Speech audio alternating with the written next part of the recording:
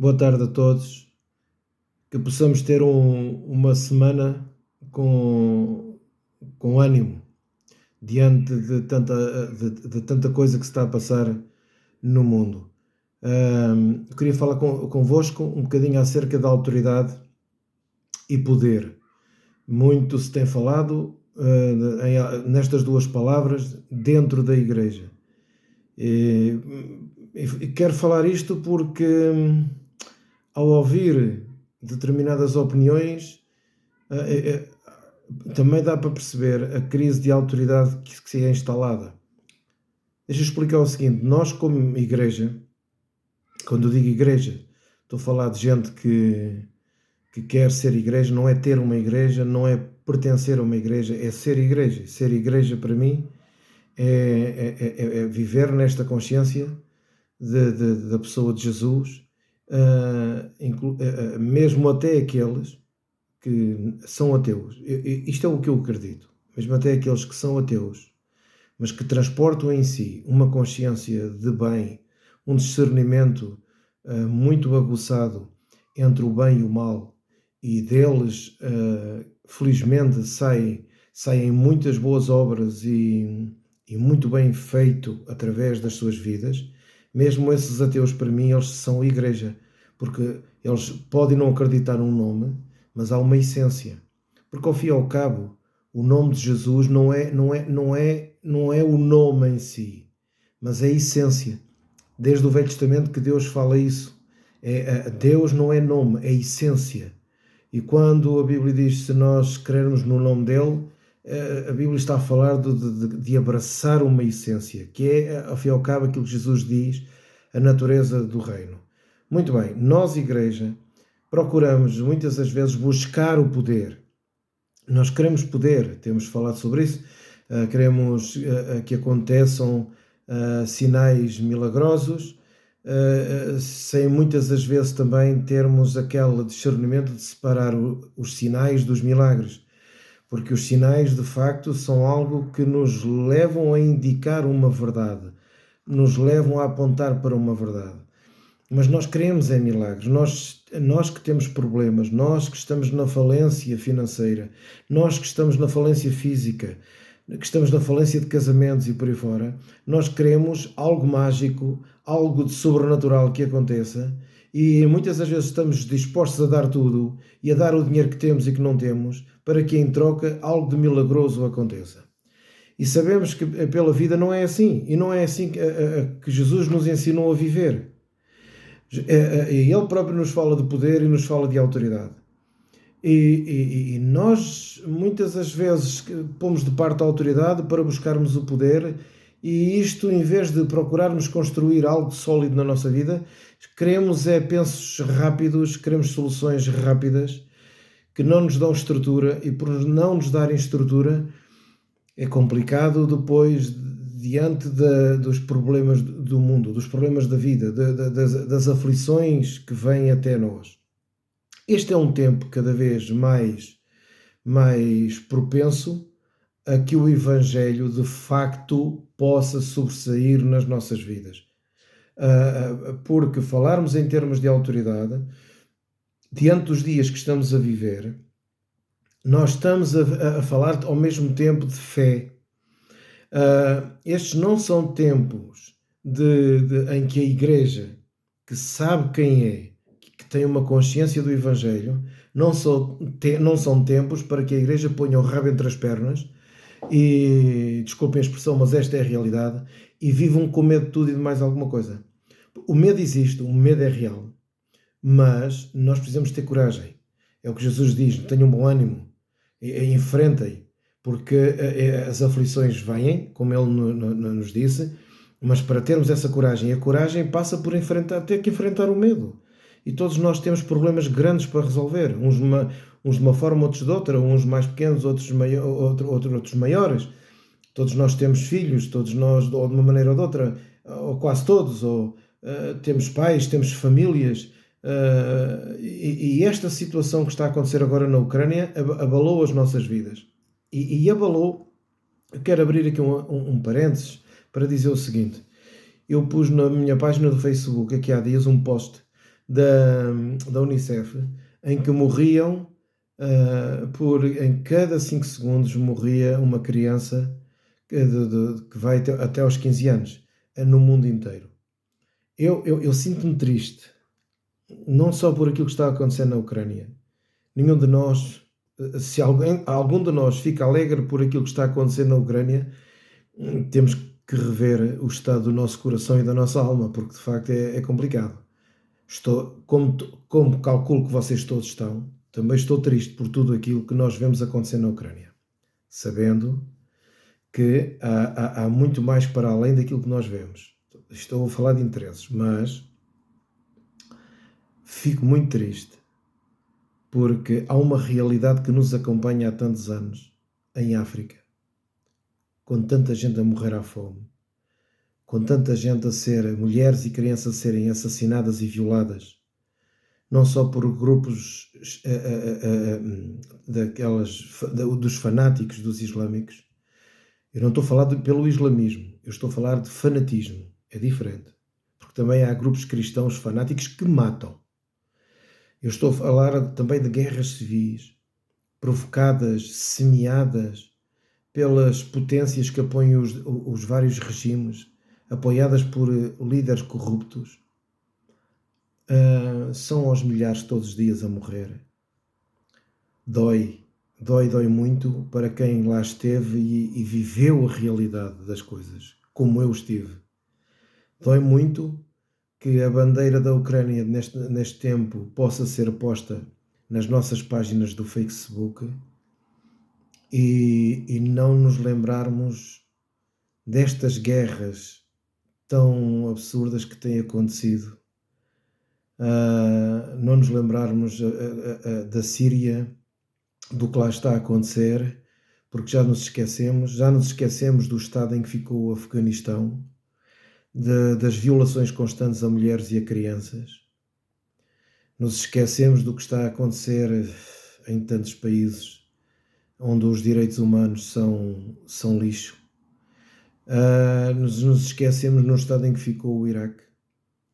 Nós nos esquecemos das escolas e maternidades que os americanos também bombardearam e a seguir pediam desculpa. Eram mais educados do que o Putin, não é? Mas nós nos esquecemos que a barbárie que vemos acontecer na Ucrânia tem vindo a acontecer praticamente quase todos os dias. Bombas caíram no Iémen, mais ou menos pela data em que começou a guerra na Ucrânia, por aí. Mas guerra em África e no Médio Oriente e nestes países árabes não nos assusta tanto, pois não. Nós não ficamos assustados com essas coisas. Nós dizemos e pensamos coitadinhos, como bons cristãos, nós dizemos que eles são coitadinhos, que sofrem, seja na Palestina, seja em qualquer parte, há crianças a morrer, mas nós dizemos, pronto, coitadinhos, e ajudamos, mandando lá alguém, esporadicamente. Nós, mundo ocidental, Europa e América, podemos até largar umas bombas e a seguir entramos com alimentos, ou por vezes é vice-versa. Bem, enfim, aos 55 anos e acompanhando um bocadinho a história, a maldade do ser humano está generalizada, a começar em cada um de nós. Mas deixa-me triste perceber que há guerras que nos assustam e outras que não. O que é que se passa connosco, europeus, e não só, mas americanos também, o mundo ocidental, ou considerado ocidental, de repente ficou assustado com esta guerra. Porque os mortos de cor da pele preta, ou amarela, ou asiática, a nós não nos interessa tanto, não nos assusta. Não sei se é por racismo, eu não estou a falar de racismo, mas não nos assusta essas mortes, sejam elas vítimas de fome ou de guerra.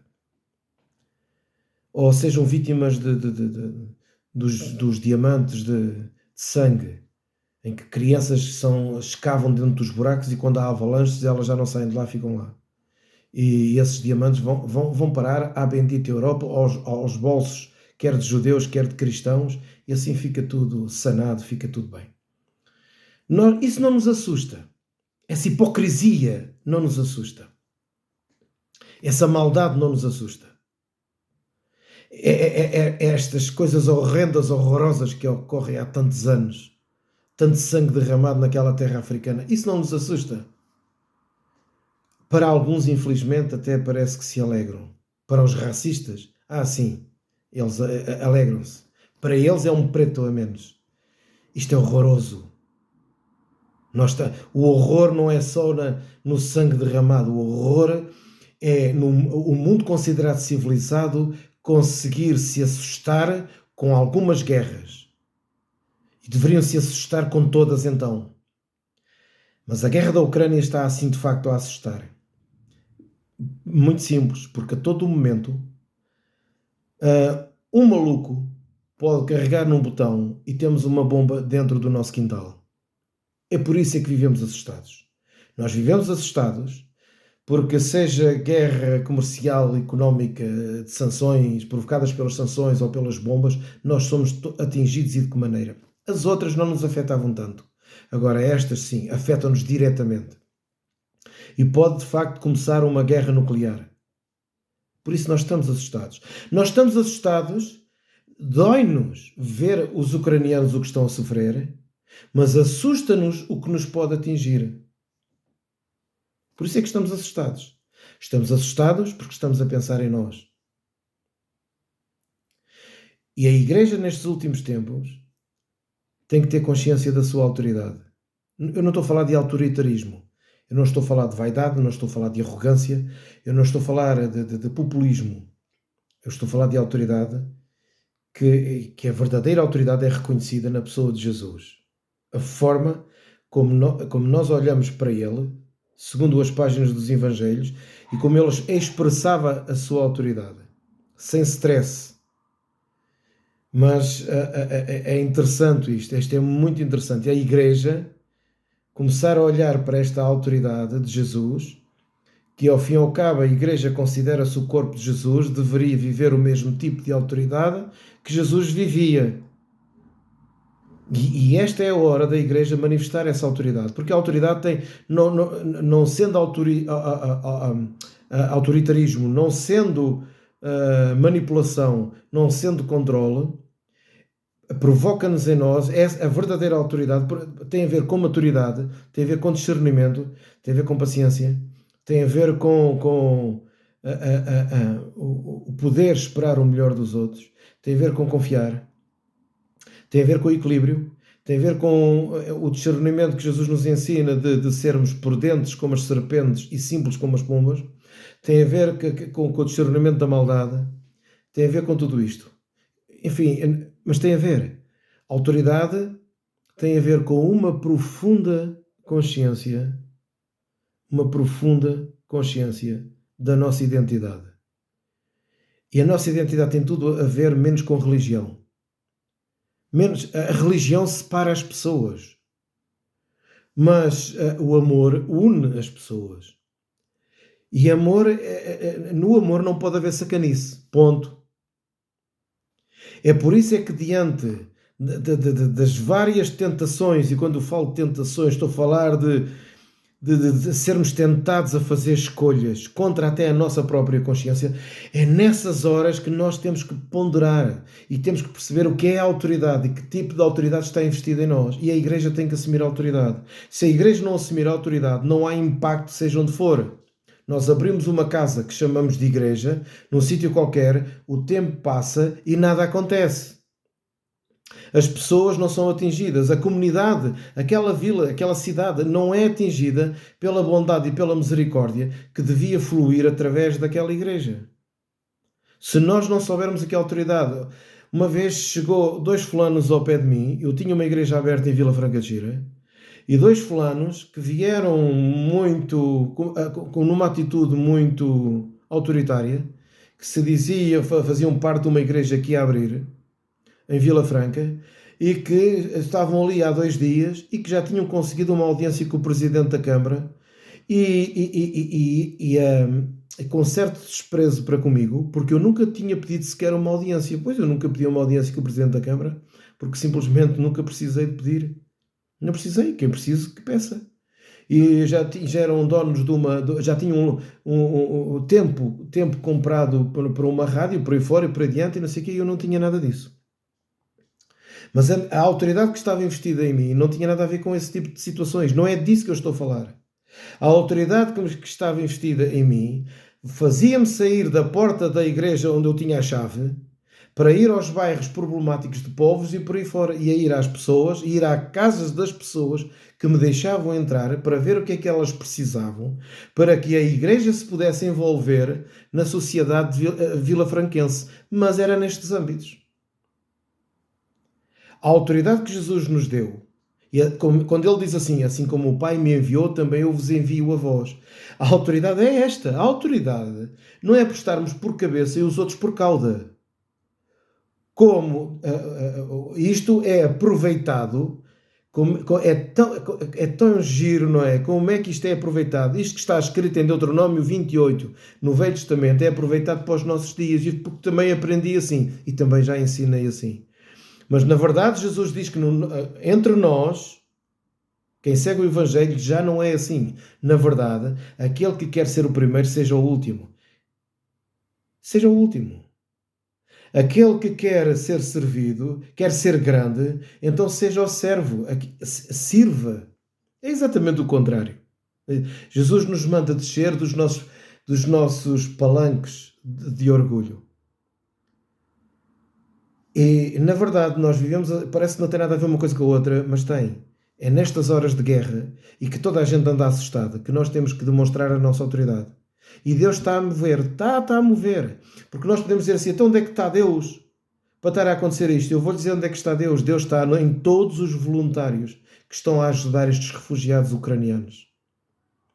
Deus está nas pessoas, todas elas de boa vontade, independentemente da sua religião. Mas Deus está lá.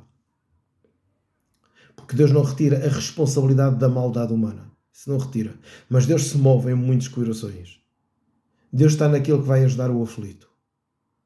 É onde Deus está. E nós precisamos, como igreja, de avançar. Nós precisamos, como igreja, de perceber, compreender que a autoridade tem a ver com uma profunda consciência da nossa identidade. De quem nós somos em Deus, na pessoa de Cristo. Quem nós somos. Quem nós somos. Não é um quê, é um quem nós somos. E identidade é a nossa identidade que produz em nós este senso de autoridade, que nos leva a servir e não a ser servido. Que nos leva a suportar e a não estar suportado. Entende? A autoridade é para isso, é para servir. E quanto mais consciência da identidade que nós temos em Deus, na pessoa de Cristo, mais a consciência de autoridade nós temos. Isto tem a ver com maturidade. Mas a identidade tem a ver também com um relacionamento muito profundo, com raízes muito fortes, com uma clareza muito grande, com um discernimento muito grande da nossa filiação. E você diz assim, o quê? Isto não tem nada a ver uma coisa com a outra. Tem. Quando o diabo disse a Jesus, se tu és o Filho de Deus, se tu és, estava a pôr em causa se ele podia ser ou podia não ser. O diabo até sabia que ele era o Filho de Deus. Mas o diabo disse assim, já que tu és, é como se usasse este termo, já que és o Filho de Deus, transforma as pedras em pães. Ou já que és o Filho de Deus, lança-te daqui do pináculo. Ou já que és o Filho de Deus, olha, estás a ver isto tudo, eu vou-te dar isto tudo, não precisas de ir à cruz, eu dou-te isto tudo, basta-me adorares. E é interessante que a humanidade escolhe a transformação dos pães, das pedras em pão, escolhe o atirar-se por aí fora. Quantas vezes já nós nos atiramos, esperando que a religião nos salve? Não, a religião não salva ninguém. Só o amor de Deus em nós é que nos salva, a começar de nós mesmos. Então, esta filiação, Jesus demonstrou-a de uma forma muito simples. Ele não precisou dizer, sou sim senhor, eu sou o filho de Deus. Ele não precisou dizer isso. E nós somos filhos de Deus. Jesus não precisou de bater o pé com o diabo. Ele sabia quem era. E por saber quem era, muito bem, ter esta profunda consciência, se tem uma profunda consciência da sua identidade, da sua filiação, porque ele era filho, então tem uma profunda consciência da sua identidade e sabe a autoridade que está investida nele. Nestes tempos, a igreja precisa ter isto. A igreja precisa de sair das suas portas. Nós temos neste momento bombeiros, nós temos neste momento muita gente a mover-se em prol do povo ucraniano e deve-se continuar a mover. Deve-se continuar a mover. Nós precisamos realmente de nos esticarmos para todo lado. Mas eu queria pedir à igreja que olhasse para os seus vizinhos e que vissem bem quais são as pessoas que estão em necessidade e que você os pode ajudar. Porque na igreja nós aprendemos que é amar a Deus e amar o próximo como a nós mesmos. Mas muitas das vezes a gente quer amar o próximo, aquele próximo longe. Agora aquele vizinho com quem você discutiu, ou aquele familiar que você está a dar mal, mas ele está em necessidade, é exatamente com esse que você tem que deitar abaixo os muros de separação. Se nós temos que ajudar o próximo, então os mais que estão mais perto de nós precisam de ser ajudados. Há uma senhora muito querida que ela agora tem 94 ou 95, não tenho a certeza. Ou 96, não tenho a certeza. E ela contou-me, e isto há coisa de uns 4 anos atrás. Portanto, a senhora devia estar na ordem dos 90. Como ela se mexia ainda bem, 90 anos, ela saía de casa dela e ia tomar conta de 2 senhoras velhotas. Estas senhoras velhotas, uma tinha 80 e qualquer coisa e a outra tinha 70 e qualquer coisa. Repare, as outras é que eram velhotas, percebe? Ela com 90 não, mas ela ainda é a ajudar as outras. E uma das outras senhoras, tinha problemas de visão, se não estava cega, estava praticamente. Entende o que eu estou a dizer? Estamos a falar de sairmos das nossas paredes, sairmos da beleza dos nossos cultos.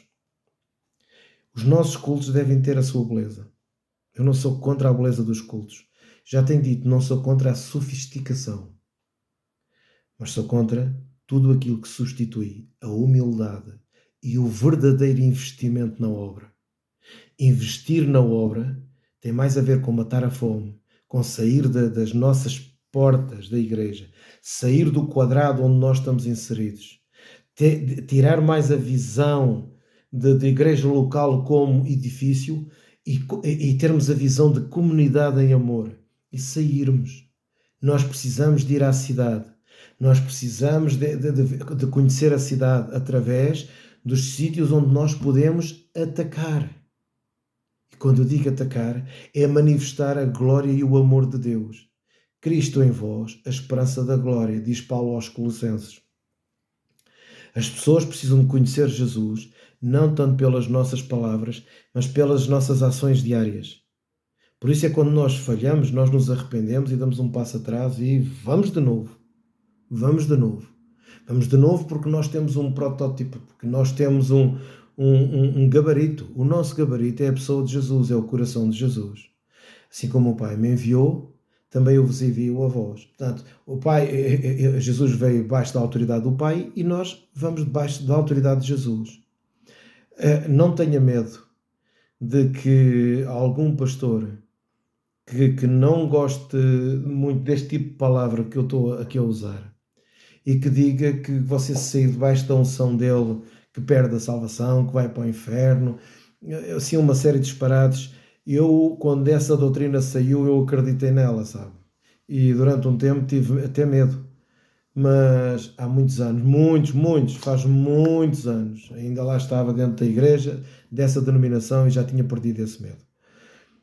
Assim como o Pai me enviou, também eu vos envio a vós. Foi o que Jesus disse. Jesus disse, está dito. Então, vamos nesta autoridade. É uma autoridade que exerce o amor, é uma autoridade que está atenta às necessidades da nossa família, às necessidades dos que estão mais próximos, e às necessidades dos que estão mais longe. E esta igreja é uma igreja que não tem nome, é uma igreja que se move em amor. É uma igreja que se pode manifestar, porque Deus é livre. O Espírito Santo é livre. Então ele manifesta-se onde ele quer. E a minha exortação hoje é para que você exerça essa autoridade, sabendo quem você é, tendo esta consciência, quer da sua identidade, e uma identidade forjada, formada numa filiação. Nós somos filhos de Deus. Nós somos filhos de Deus. Tem muito. Vou outra vez de novo aos ateus. Conhecer Jesus, conforme João diz, crer em Jesus e receber Jesus, não é nome, é essência. E tem muita gente que não quer o Jesus que as igrejas pregam, porque de facto também é um histerismo. Nós estamos a assistir a coisas nos dias de hoje. Eu quero deixar aqui convosco uma página do Facebook que é Voz que Clama no Deserto. Busquem essa página, porque é apresentado ali muito daquilo que nós achamos que é horroroso, é horrível se passar nos dias de hoje a nível de igreja, deturpando completamente o Evangelho e arrastando as pessoas para um buraco. São cegos a guiar outros cegos. Servir a Deus consiste em nós sabermos quem somos em Cristo, em nós termos esta consciência de identidade e obviamente, vivermos esta autoridade. Uma autoridade que não é autoritária, mas é uma autoridade que serve, é uma autoridade que está atenta. Não é uma autoridade que fala tanto, é uma autoridade que faz. É uma autoridade que se move. E temos um exemplo muito bonito, de há uns anos atrás, na Madre Teresa de Calcutá. As nossas palavras só têm peso se aquilo que nós falamos, de facto, são aquelas que nós procuramos praticar. Não basta fazer discursos bonitos de domingo, é preciso praticar na vida privada, mas ministério. Ministério não é posição, ministério é serviço. Um grande abraço. Se gostou, subscreva e partilhe.